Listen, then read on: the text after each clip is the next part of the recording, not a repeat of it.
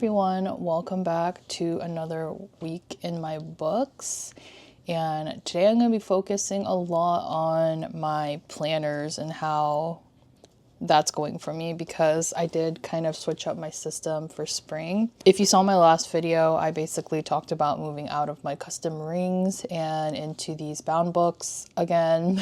And so as of right now, like, I am completely out of the rings. I'm going to be talking a lot about my planners in this video. I actually don't have a creative journal update video for you guys today because I'm behind, but it will be worked on. It will be worked on this weekend. Don't worry. Don't get scared. It's been kind of a busy week. So it's been a busy month, actually. March is just super busy at my work because there's a lot going on. This one is my personal planner, life planner, like anything related to my personal life, hobbies, you know, etc., etc. This one is like specifically for work. So whether it's my job or my side hustles or freelance, it's just work related.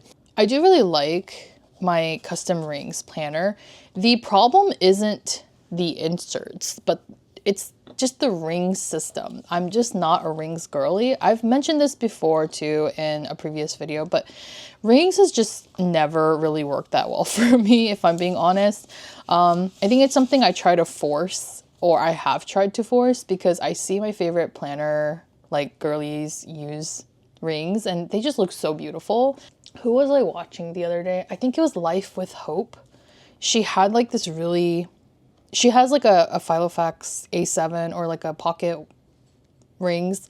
And it's just like the way she decorates her book is so beautiful. And I want to like do that too. And I think at one point I got a Filofax because I saw hers and I was like, I want that. And I did set it up really beautifully, but it just didn't work for me. And I was like, dang it. Like, I really wish I could be a rings girly, but I just know I'm not. So March has been surprisingly going pretty well for me. This is definitely nothing revolutionary, but I think the system that I have with like this one photo, like a small photo that reminds me of the day in some way, has really been helping me. But I think the beauty of it and the thing that's like working is that these photos are like perfectly sized to fit this planner. They're very small photos and the techo is a very small book. So I think in the past, even though I would stick photos in here, I wouldn't really measure out how big the photos needed to be. So a lot of times it was awkward because the photos were like way too big for the techo. When I first started this planner, I was just printing out like random photos, because what I'll usually do for all of my journals and like planners is I just make a collage. Like, I usually make a collage on Photoshop, and then I'll cut out all the photos and then stick them into like various books, if that makes sense. Like, I just make a random collage. But the problem of not measuring out is that you run into this issue where like all the photos are ginormous, you know? And I know that it's, again, this is such a silly thing to think about, because it's like, how did my brain switch from like this planner not working for me with like still one photo per page, and now suddenly it's working for me just because the photos are smaller. And it almost seems like a duh moment, but I don't know. I didn't really think of like measuring out specific photo sizes for just this planner, because like I said, I would just make a collage and then stick the photos into anything. And although big photos are nice, like visually, I think this is great. Like visually, I think that like the bigger photos nicer, but then the planner becomes like not very practical, because then you don't really have the space to write in it. Even with this page, like I actually really love this page, but it wasn't really that practical, because although it's a nice collage, there's like barely any space to write anything about that day if I'm using it, you know, on the actual day that is dated. I had to kind of move away from the aesthetic. Like, even though aesthetically this is cooler to me than just like, you know, like one little photo per page, I feel like I just had to pivot my brain to be like, you want this to be a functional planner with added aesthetic. So create a collage, like create a Photoshop collage board that fits photos specifically for this size planner. That's also the beauty of experimenting with planners and journals, is that like sometimes like you feel like, oh, my planner's not working for me, oh my journal's not working for me, and it's just because of like one little thing that you haven't tweaked and tried yet. And for me, it's just like having a bunch of photos printed out that are specifically sized for this book, and voila, like I've been having way more fun in this planner now. And as you'll see, I don't know if I showed you guys, but as you'll see, the February section is like almost all blank because that's when I got out of this, when I stopped using this book. And that's okay. I'm not going to go backfill it either. I probably won't backfill it just because I don't think it's necessary.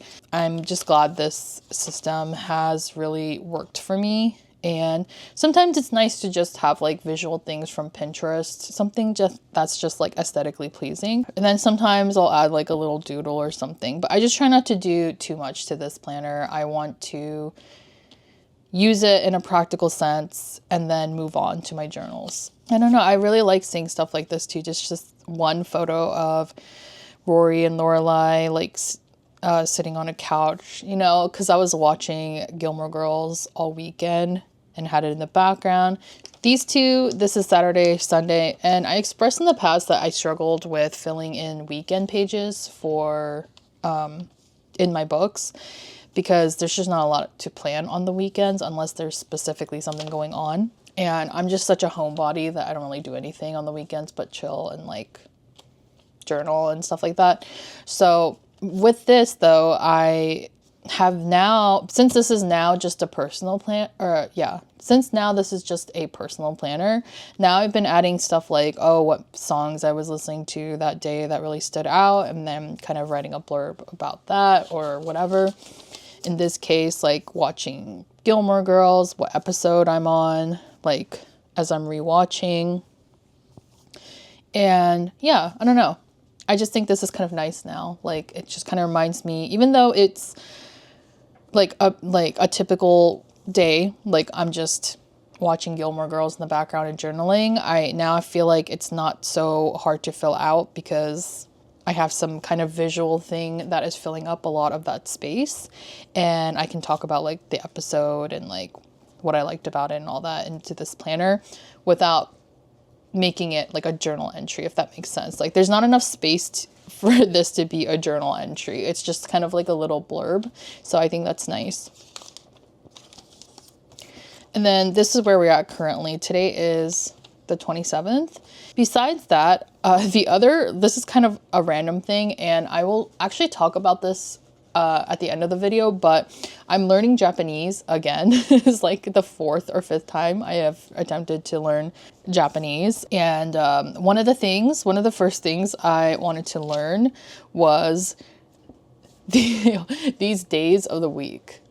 So, you know, like Hobonichi has the English and Japanese version. This one is the Japanese version. I always go for the Japanese version. I just like the way it looks better. But I was getting confused because I wasn't sure what the days of the week were, you know, like by the actual kanji symbols that you're seeing here. So I was like, all right, I gotta learn. I gotta learn the days of the week because it's driving me crazy. So I thought it'd be fun to kind of share like what the days of the weeks are. And I'm gonna talk a little bit more about the learning Japanese part at the end of the video, because it's just kind of a separate hobby from journaling. But I did want to share with you guys what the days of the weeks are. I thought it'd be kind of fun. That little symbol here is Monday. And Monday in Japanese is getsuyobi. Getsu. Yobi. Yobi is like day of the week. So I think you can just say getsu. Tuesday is ka-yobi. Ka. Wednesday is also the same symbol for mizu, which is like water. That makes sense because I think Wednesday means water. Wednesday is sui yobi, sweet. Thursday is moku yobi, moku. Friday is kin yobi, kin. Saturday is do yobi, do. Sunday is nichi yobi, nichi. And back again with getsu. So I don't know, I hope that was fun for you guys to learn, because I've been having fun learning the Japanese like days of the week and some of the numbers. But yeah, so I have been picking up Japanese again this year, and I just really, the goal with Japanese is just to learn enough conversational Japanese. By the time I go to Japan, like I will feel confident to speak in Japanese. I really have no other reason for wanting to learn Japanese besides that. Like, I don't watch anime. I don't really even read manga or anything. I just really like Japanese culture. I've always loved Japanese culture, and I don't know, everything about Japan, like who doesn't, you know? And I just think it's such a beautiful country and a beautiful language. So that's the only reason I want to learn it. I also want to learn Spanish and French, as well as like practice more Korean. But I'm trying not to be over ambitious here with my ADHD brain, because I tend to do that. Like, I tend to get overzealous about learning languages, and then I just quit all of them because it's like overwhelming. Not much of an exciting update with the weeks, or the N2. Sorry, I keep calling it the weeks, but I think it's because most people know this size as the weeks as opposed to the N2 by Sterling Ink. But this is the Sterling Ink N2 planner, which is such a nice little alternative for weeks. And I like that the pages are a little whiter. I am kind of team white paper. I feel like whiter paper picks up fountain ink a little bit better, in my opinion, just depending on the colors and stuff. So I kind of prefer the whiter paper. So this was from last week when I first picked up the book, and then this is from this week. So I don't know. I mean, if you guys are used to the week system, you already know, like, I don't have to explain it, but like, it's just so easy to fill these out because, and also like, let's say you missed a couple of days. If you miss a couple of days in like these daily pages, it starts to become a little bit overwhelming because you have a whole page to like write out. But if you miss a few days from the weeks, it's like one page. It's still one page. Even if you miss 3 or 4 days, it's still just one page. And it's just really easy, I think, especially if you have like a full-time job. I think it's easy to fill out weeks planners just because there's not even that much space to write in.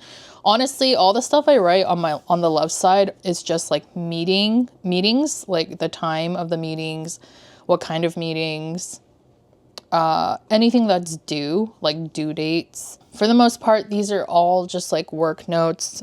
I did do a little bit of Japanese practice here just for visuals, I guess, like for fun. And it's been working pretty well for me. So I'm kind of experimenting with the grids a little bit. Like you can see this grid is different from this.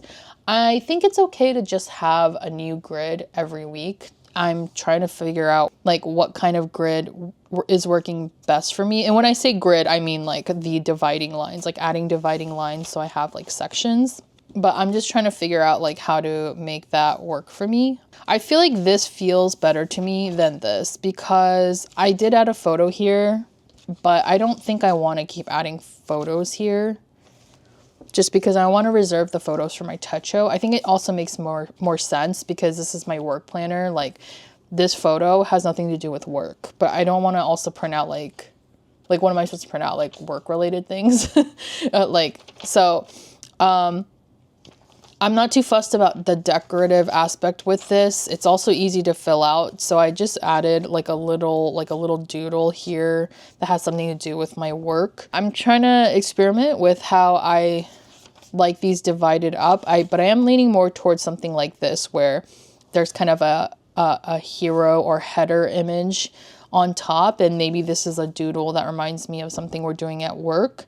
And on the bottom here, these are just some notes for things that were due or are due. So I think I kind of like this system a little bit better for my actual work. This just makes more sense than adding like a random photo here that has nothing to do with my work. And I don't want to have to like spend time to like print out individual photos for my work. Also, a lot of the things I work on is like, I can't like show it on camera until it's like released and over with. So I don't think it makes sense to add photos in here anyway. I mean, I do it sometimes. I did it like a couple times with this planner. Like this was stuff that was related to my work. And I don't really talk, you know, like I don't really talk about like my job and stuff just because I don't know, I feel kind of weird. I feel weird about it, but I work for a gaming company. So I do think there are some really interesting things to share and whatnot, but I also, like, I don't want to reveal things that I know I'm not supposed to and stuff like that. So I don't want to open that can of worms, so I don't really talk about it that much. So I feel a little better about just being able to like draw like little doodles and whatnot. And then of course the notes pages. I haven't utilized the notes pages too much right now because I did have this spiral notebook that I was using for notes, for meeting notes, but I'm going to be transferring stuff into the back section here. I don't know if all of these note sections are going to last till the end of the year, but I do like the idea of having all of my work notes and meeting notes and like the planner into one book. So yeah, I don't know. I'm really liking this right now. And I think the combination of these two are really doing something for me. So fingers crossed that we stick to it. And then the only other update I wanted to talk about is how my like thoughts journal is going. So this is like my thought journal. This is kind of where all my actual thoughts and like journaling go into. My creative journal, although my thoughts do go into my creative journal, most of it is for like aesthetic. Most of it is just kind of fun for me to decorate and whatnot. This one is just like all my thoughts, and I do have a lot of thoughts on things. So, and I love the way, I just love the way that it crinkles when you use fountain pen ink on it. It just sounds so good. It's so yummy. So this book's just been so nice using fountain pen ink on. It just feels so good, and it does not bleed through, as you can see here. Does not bleed through, and I'm using a pretty inky ink, like a wet ink, but it does not bleed through. This bled through a little bit, but that's just because I'm like actually painting on the fountain pen. Oh, it just feels so nice. I don't know, I could listen to this crinkle all day, honestly.